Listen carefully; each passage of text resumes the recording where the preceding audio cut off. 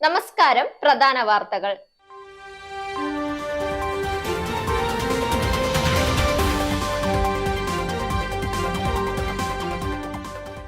വയനാട്ടിലെ അക്രമസമരം അസ്വാഭാവികം. മന്ത്രി എ.കെ. ശശീന്ദ്രൻ.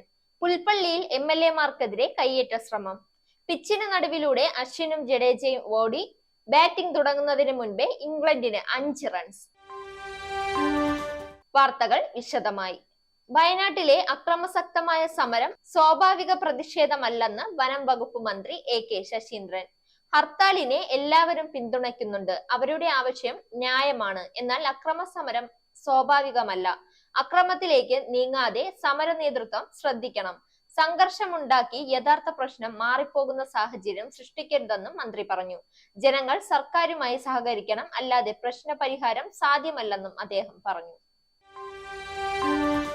സർവകക്ഷി യോഗത്തിലെ തീരുമാനങ്ങൾ ജനങ്ങൾക്ക് വിശദീകരിക്കുന്നതിനിടെ എംഎൽഎമാർക്കെതിരെ പുൽപ്പള്ളിയിൽ കയ്യേറ്റ ശ്രമം.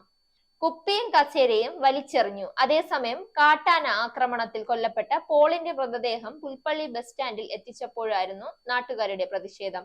ട്രാഫിക് ജംഗ്ഷൻ, ബസ് സ്റ്റാൻഡ് എന്നിവിടങ്ങളിലായിരുന്നു പ്രതിഷേധം നടന്നത്. ഇനി കായിക വാർത്ത. ഇന്ത്യക്കെതിരായ 3ാം ടെസ്റ്റിൽ 1ാം ഇന്നിംഗ്സിൽ ബാറ്റിംഗിന് ഇറങ്ങും മുൻപേ ഇംഗ്ലണ്ടിന് 5 റൺസ്.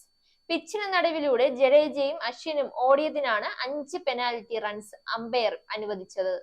ഇതോടെ 5-0 എന്ന നിലയിലാവും ഇംഗ്ലണ്ട് ബാറ്റിംഗ് ആരംഭിച്ചത്. വാർത്തകൾ അവസാനിക്കുന്നു. നേരിന്റെ വാർത്തകൾ നിങ്ങളുടെ വിരൽത്തുമ്പിൽ എത്താനായി സാക് ന്യൂസ് ചാനൽ സബ്സ്ക്രൈബ് ചെയ്തും ഷെയർ ചെയ്തും ഒരു ശരിയായ മാധ്യമ നിലപാടിനൊപ്പം നിൽക്കാൻ ഞങ്ങൾ നിങ്ങളെ ക്ഷണിക്കുന്നു.